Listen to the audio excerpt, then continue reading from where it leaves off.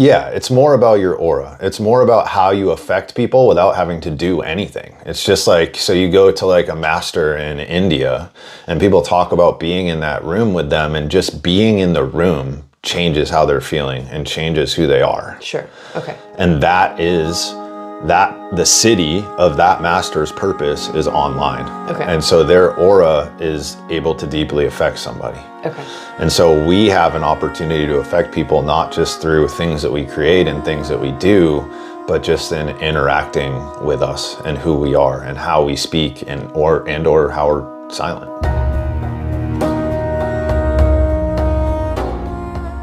All right, what's up guys? Welcome to the fourth and final installment of walking through the activation sequence, what the spheres mean, what the pathways mean, giving you some examples with Miss Courtney's profile.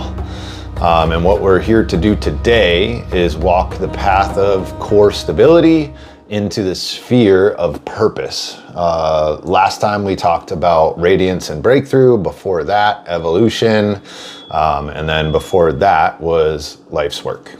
Okay, so starting with the pathway that connects the sphere of your radiance to the sphere of your purpose. And this is the pathway of core stability. And core stability is all about grounding in your physical body. It's knowing that you are safe and that you are cared for and that you can operate in the world as such. Because our purpose is a way of being in the world. And in order to be in line with our purpose, we have to get into this place of trust. And that's why the purpose keynotes are all physical parts of the body, because it's all about this physicality, this grounding. And it is the reward that you get from breakthrough. So we have a breakthrough, and the reward is that we can feel at peace even when things might not be so peaceful. We can feel calm in our body and know that everything is going to be okay. Wow. And when we have that feeling, we have core stability. Activation sequence is based on how you deal with challenge. That's what all of this is about. And that's how you unlock your higher purpose, is by responding to what the world offers you with a higher frequency than you have in the past. Yeah. And that starts to spiral upward and upward, getting us closer to the gift and eventually to the city. We've really been living this pathway the last years. For sure. It's a journey. It takes a lot of time. And what we know for certain is that change is coming. Yeah. And that change leads to either breakthrough, break down, or break up. And it's all in how we handle it. And when you're aligned with the currents of your body and the currents of the earth, then you are in your core stability.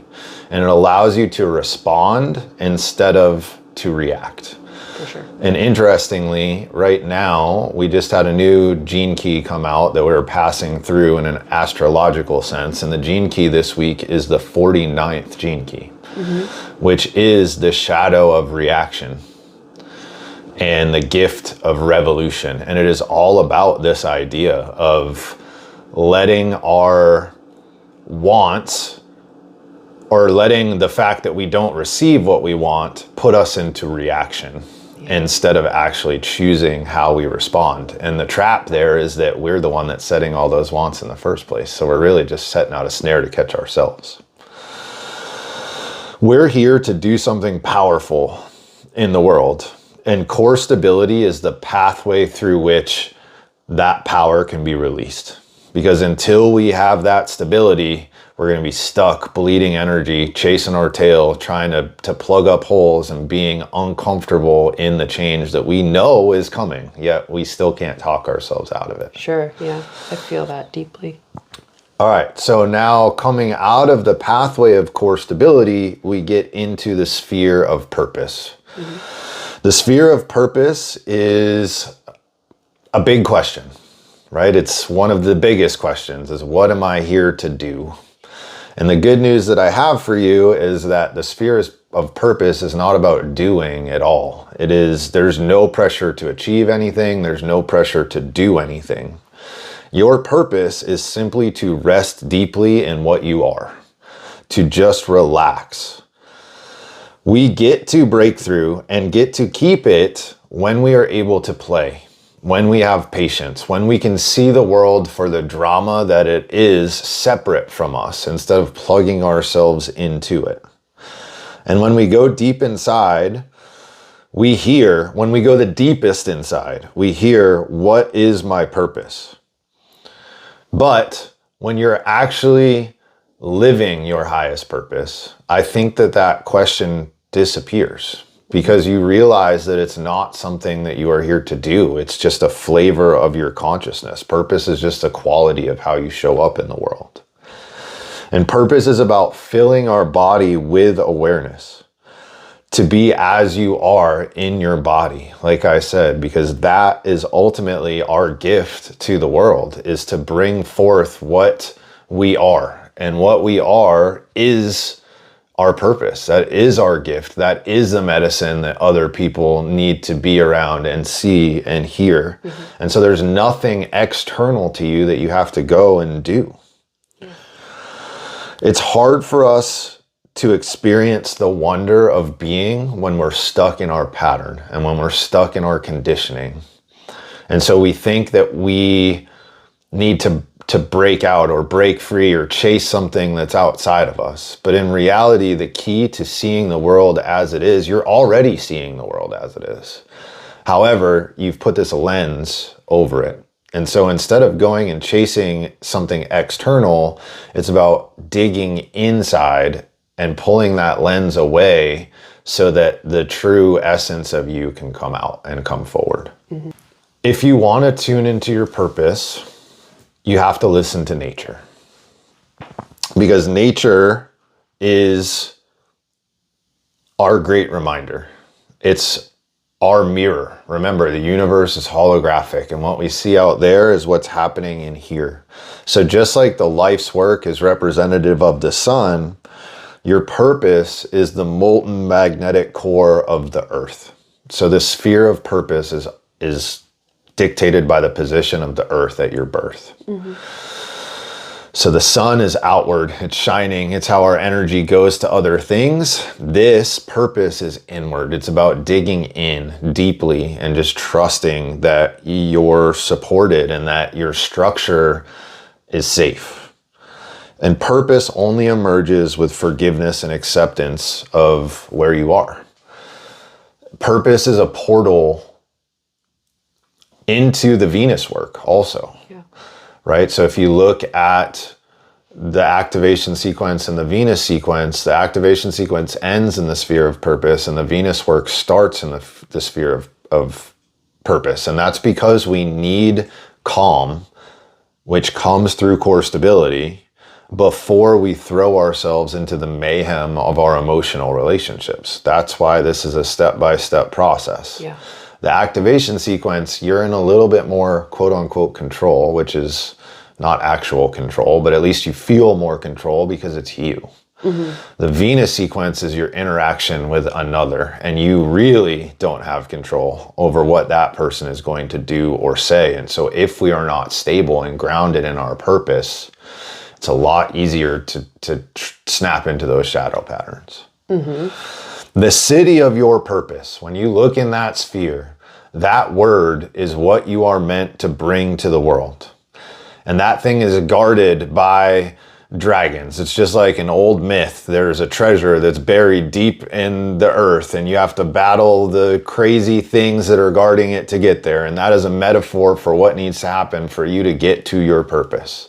This is guarded by years of conditioning from you and millennia, if not hundreds of thousands of years of conditioning of our ancestors.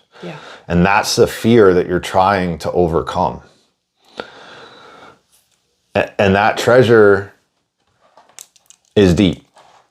And I don't know that I can speak to what's there because I don't know that I've found it, but I know just from my being, just from a feeling deep in my core, that it feels like something that absolutely changes the way that humans operate in the world. Could you just quickly contrast like life's work with the sphere of purpose? Because for a while I had a hard time understanding. I know one is like being and one is doing, but can you just talk about that a little bit? Yeah, I mean, I think you nailed it with being and doing. So life's work is doing, purpose is being. Your life's work is ultimately, again, it's the light that you shine on other people. So it's something that you are actually manifesting in the physical world to serve the whole. Whereas your purpose is the way in which you are acting as you are manifesting the life's work, the thing that you are bringing into the world. Okay. So it's a flavor of consciousness. It's a way of being, a way of making sure that you stay grounded and you stay in joy and in peace as you bring that thing into the world. So if our life's work is in the gift or in the gift frequency, we can be miserable fucking people still, right? If our purpose is in the shadow. Okay. And so it's only a matter of time, because again, this wisdom is holographic, before that thing that you built blows up. Speaking from experience, right? Yeah. So my life's work, I had built this thing that was really awesome. And I built it out of a place of not being worthy or not being enough. And it was just a matter of time before that blew up. Okay. And that's because I wasn't grounded in my purpose. So everything that came to me put me into reaction. Okay. So your purpose is kind of like the essence that you need to be living in to support your life's work appropriately. Yes. Yeah. They interplay with each other. Yeah, it's more about your aura. It's more about how you affect people without having to do anything. It's just like, so you go to like a master in India and people talk about being in that room with them, and just being in the room changes how they're feeling and changes who they are. Sure. Okay. And that is that the city of that master's purpose is online. Okay. And so their aura is able to deeply affect somebody. Okay. And so we have an opportunity to affect people, not just through things that we create and things that we do, but just in interacting with us and who we are and how we speak and or how we're silent. Yeah. Unspoken communication. Okay. Okay, so moving to the 6 lines of purpose, like I hinted at, these are physical in nature. This is about being comfortable in your body. So the first line is keynoted physicality, and it's about your bones. So remember, first lines are about structure. They are about simplicity. They're about going deep within. And so first lines need to see their body as a temple.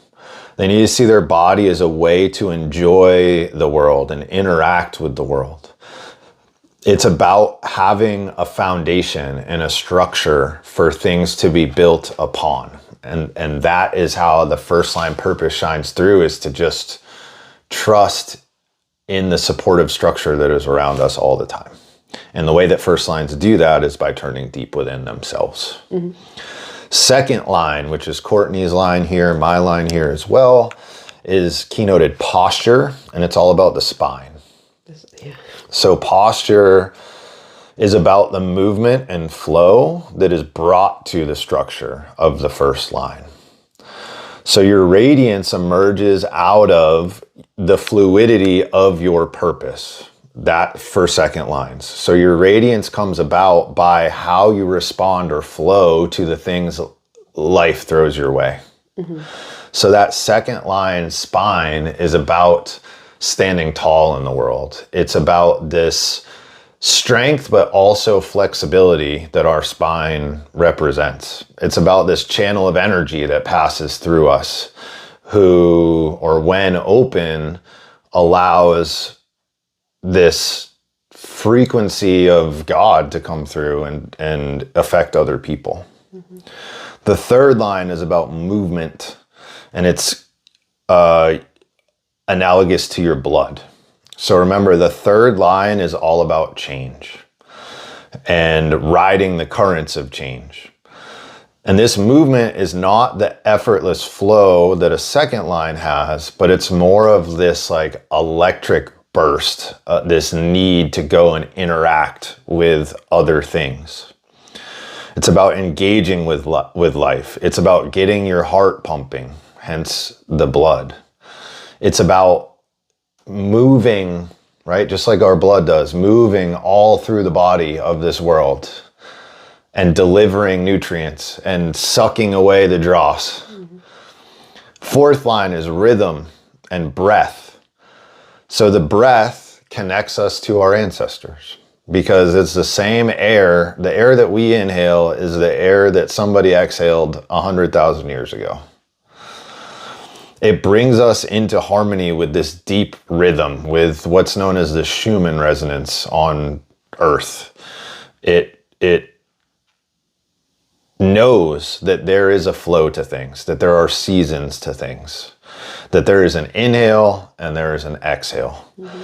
And that same breath connects us with everyone else through friendship and through service because they're breathing just like you're breathing.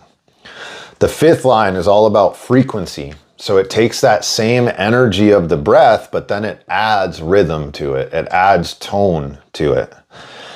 And so for a fifth line, purpose must be spoken and shared. So remember, the fourth line is about community. It's about friendship. But the fifth line is about influence. It's about impact, which is generally with people that you aren't face to face with, you don't know. So it has to come through your voice. Mm-hmm. So for a fifth line, things like chanting or praying out loud or singing are ways that we can start to provide a greater opportunity for our purpose to come through. For sixth line, it is intent and your cells. So the sixth line, remember, is deep. The sixth line understands that there's something more than we can see.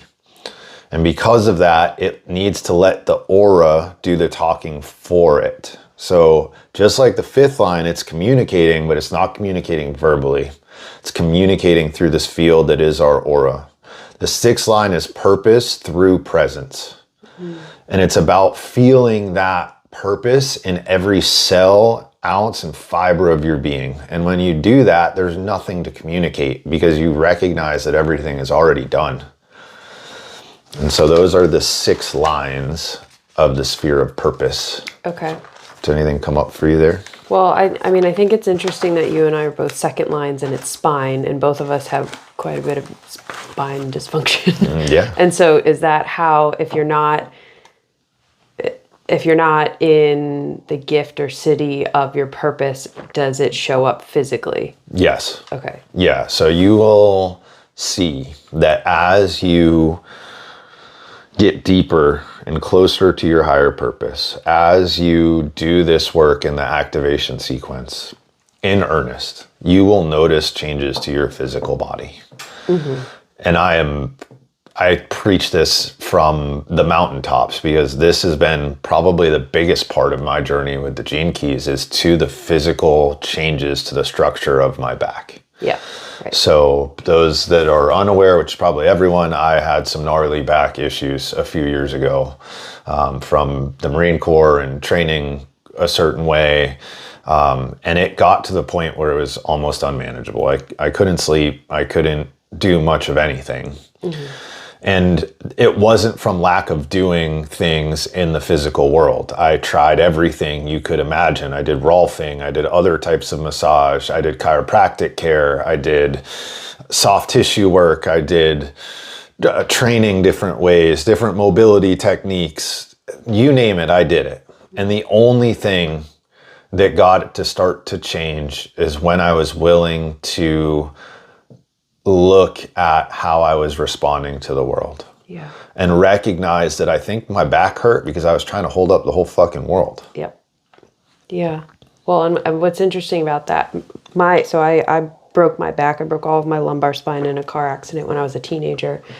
And obviously that's a much different situation, but the result of that accident is what I would consider to be maybe my first version of an awakening, where I started to interact with the world and respond to the world differently. Like I can remember exactly how I started to think and respond to things in a different way. And so it's interesting to think about if that was sort of like yours was a slow move into dysfunction, and mine was like a slamming into time to start changing. What did you notice that changed? After my accident, I mean, I think anytime you have I had a near-death experience within all of that, but I think when you have like a big push on your life, you start to experience things outside yourself a little bit more. So it opened my awareness to more than just me. Like I started to see how things were connected. I started to appreciate things, and I've gone in and out of that. I was young. There was like a huge awakening, and then it closed up again. But I think I started to just see how things were more interconnected and to have a more like rich internal life. Got it.